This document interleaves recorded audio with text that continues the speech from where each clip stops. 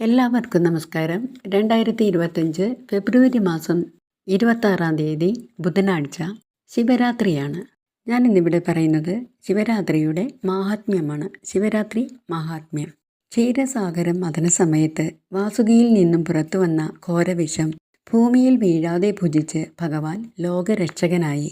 നിഷ്കളങ്കവും നിസ്വാർത്ഥവും കാരുണ്യാമൃതവുമായ ഒരു മനസ്സാണ് ഇത്തരത്തിൽ സാഹസികവും പുണ്യപൂരകവുമായ ഒരു പ്രവൃത്തിക്ക് മഹേശ്വരനെ പ്രേരിപ്പിച്ചത്. വിഷ്ണുദേവൻ ഒഴികെ മറ്റെല്ലാ ദേവന്മാരും സ്ഥലം വിട്ടപ്പോൾ ഭവിഷ്യത്തോ സ്വരക്ഷയോ പോലും ചിന്തിക്കാതെ ഭഗവാൻ മാത്രം അവിടെ തന്നെ ഉറച്ചു നിന്നു. വിഷബാധ ഏൽക്കാതിരിക്കാൻ വിഷം തീണ്ടപ്പെട്ടയാൾ ആ ദിവസം ആഹാരം കഴിക്കാതെയും ഉറങ്ങാതെയും ഇരിക്കണമെന്നാണ് വിഷചികിത്സാവിധി. ഭഗവാൻ ജാഗ്രതാവസ്ഥയിൽ കഴിയുന്നതിനായി പ്രപഞ്ചം മുഴുവനും അന്ന് ഉറങ്ങാതെ കഴിച്ചുകൂട്ടി. പഞ്ചാക്ഷര മന്ത്രമായ ഓം നമശിവായ എന്ന നാമം ജപിച്ചും ശക്തി പഞ്ചാക്ഷരി മന്ത്രമായ ഓം ഹ്രീം നമശിവായ എന്ന നാമം ജപിച്ചും ആ രാത്രി ഉറങ്ങാതെ ലോകം കഴിച്ചുകൂട്ടി. ആ ദിനമാണ് മഹാശിവരാത്രി ദിനം. മാഘമാസത്തിലെ കറുത്തവാവ് കഴിഞ്ഞ് കുംഭമാസത്തിലെ കറുത്തവാവ് വരെയുള്ള മാസത്തിൽ കറുത്ത ചതുർദശി ദിവസമാണ് മഹാശിവരാത്രി. ചതുർദശി അർദ്ധരാത്രി തട്ടുന്ന ദിവസമാണ് ശിവരാത്രി വ്രതം ആചരിക്കേണ്ടത്. 2 രാത്രിയിലുമായിട്ടാണ് തട്ടുന്നതെങ്കിൽ ഒന്നാമത്തെ രാത്രിയാണ് ശിവരാത്രി. ശിവൻ്റെ രാത്രിയാണ് ശിവരാത്രി. വിഷത്തിൻ്റെ നിറം ശുദ്ധ വെണ്ണയാണെങ്കിലും അത് ശരീരത്തിൽ കടന്നാൽ നീല നിറമായി മാറുന്നതാണ്. മാരകമായ വിഷത്തെ കൈകളിൽ വാങ്ങി കുടിച്ച ഭഗവാന്റെ കണ്ഠം നീല നിറമായി. അങ്ങനെയാണ് ഭഗവാന് നീലകണ്ഠനെന്ന് പേര് വന്നത്. കുംഭമാസത്തിലെ കൃഷ്ണ ചതുർദശി ദിവസമാണ് ലോകം മുഴുവനും നിദ്രാവിഹീനരായി വ്രതം അനുഷ്ഠിക്കുന്ന ശിവരാത്രി. ഭാരതീയരുടെ ഉത്സവങ്ങളിൽ ഏറ്റവും ശ്രേഷ്ഠമായതും ശിവരാത്രി തന്നെയാണ്. ശിവാനുഗ്രഹത്തിനും മോക്ഷത്തിനുമായി ഋഷീശ്വരന്മാർ പോലും ശിവരാത്രി വ്രതം അനുഷ്ഠിക്കുന്നു. 1000 ഏകാദശി വ്രതത്തിന് തുല്യമാണ് അരശിവരാത്രി വ്രതമെന്നാണ്. അത്രയും പുണ്യമാണ് ശിവരാത്രി വ്രതം എടുക്കുമ്പോൾ ലഭിക്കുന്നത്. പാപപരിഹാരാർത്ഥം, ആഗ്രഹ സാഫല്യാർത്ഥം, സർവാർത്ഥ സാധകാർത്ഥം ഇങ്ങനെ പല ഭക്തരും വിവിധ ഉദ്ദേശത്തോടെയാണ് ശിവരാത്രി വ്രതം അനുഷ്ഠിക്കുന്നത്.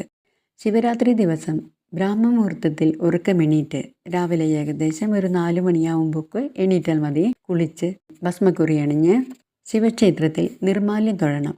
കൂവളത്തില കൊണ്ട് അർച്ചനയോ മാലയോ സമർപ്പിക്കാവുന്നതാണ്. ഓം ഹ്രീം നമശിവായ എന്ന ശക്തി പഞ്ചാക്ഷരി മന്ത്രം കഴിയുന്നത്ര പ്രാവശ്യം ജപിക്കുന്നത് വളരെ നല്ലതാണ്. അങ്ങനെ ഈ നാമം ജപിച്ച് നാലമ്പലത്തിൽ തന്നെ കഴിച്ചു കൂട്ടുന്നത് വളരെ നല്ലതാണ്. ഒരു നേരം മാത്രം സസ്യാഹാരം കഴിക്കുക. ശിവപുരാണ പാരായണം, ശിവ അഷ്ടോത്തര നാമജപം, ഹാലാസ്യ പുരാണ പാരായണം, ശിവസഹസ്രനാമ സ്തോത്രം ഇവയൊക്കെ ജപിക്കുന്നത് വളരെ നല്ലതാണ്. രാത്രി മുഴുവൻ ഉറങ്ങാതിരിക്കണം. രാത്രിയിൽ ശിവക്ഷേത്രത്തിൽ നടത്തുന്ന 4 യാമപൂജകളും തൊഴണം. ഒരു രാത്രിക്ക് 4 യാമങ്ങളുണ്ട്. സന്ധ്യയ്ക്ക് 6 മണി മുതൽ 9 മണി വരെ 1-ാം യാമവും, 9 മുതൽ 12 വരെ 2-ാം യാമവും, 12 മുതൽ 3 വരെ 3-ാം യാമവും, 3 മണി മുതൽ വെളുപ്പിന് 6 വരെ 4-ാം യാമവുമാണ്. 1-ാമത്തെ യാമപൂജ സന്ധ്യയ്ക്ക് 6 മണിക്കാണ് തുടങ്ങേണ്ടത്. എങ്കിലും അത് മിക്ക അമ്പലങ്ങളിലും പുഷ്പാഭിഷേകം സന്ധ്യയ്ക്ക് നടത്തുന്നതിനാൽ ഇത് വൈകാറുണ്ട്. ഉറക്കം വരുമ്പോൾ ശ്രീകോവിലിന് വലം വച്ച് തൊഴുകയും നടന്നുകൊണ്ട് ശിവനാമ മന്ത്രങ്ങൾ ജപിക്കുകയും ചെയ്യണമെന്നാണ്. ഇങ്ങനെ അഭിഷേകം, ധാര, ജപം, ധ്യാനം എന്നിവ അനുഷ്ഠിച്ച് ആത്മസമർപ്പണത്തോടെ ശിവരാത്രി വ്രതം അനുഷ്ഠിക്കണം. പുലരുമ്പോൾ മഹാദേവനെ തൊഴുത് ക്ഷമാപണ നാമം ചൊല്ലി സ്വഗ്രഹങ്ങളിൽ ചെന്ന് മഹേശ്വര സ്മരണകളോടെ അവരവരുടെ കർമ്മങ്ങളിൽ ഏർപ്പെടാവുന്നതാണ്. അന്നേ ദിവസം സന്ധ്യാവന്ദനത്തിന് ശേഷം മാത്രമേ ഉറങ്ങാവൂ. വ്രതാനുഷ്ഠാനത്തിലൂടെ ഭക്തർ മാനസികവും ശാരീരികവുമായ ശക്തി ആർജിക്കുന്നു. ജ എന്നാൽ ജന്മാന്തര സുകൃതമെന്നും പ എന്നാൽ ജന്മാന്തര കൃതപാപം എന്നും അം എന്നാൽ മോക്ഷമെന്നുമാണ് അർത്ഥം. അതാണ് ജപം. അതായത് ജന്മജന്മാന്തര കൃത സുകൃതം ലഭിക്കുവാനും പാപങ്ങളെ നശിപ്പിക്കുവാനും മോക്ഷം കിട്ടാനുമാണ് ജപം ചെയ്യുന്നത്.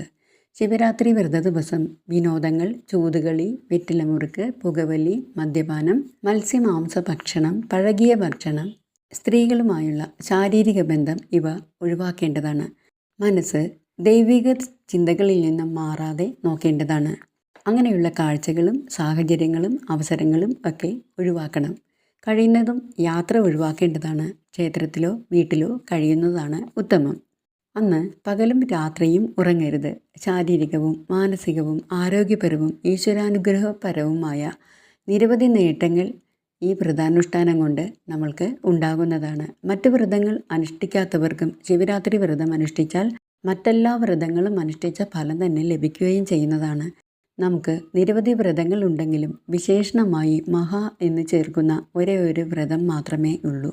അതാണ് മഹാശിവരാത്രി വ്രതം. മറ്റൊരു വ്രതത്തിനും ഈ വിശേഷണം ഇല്ല.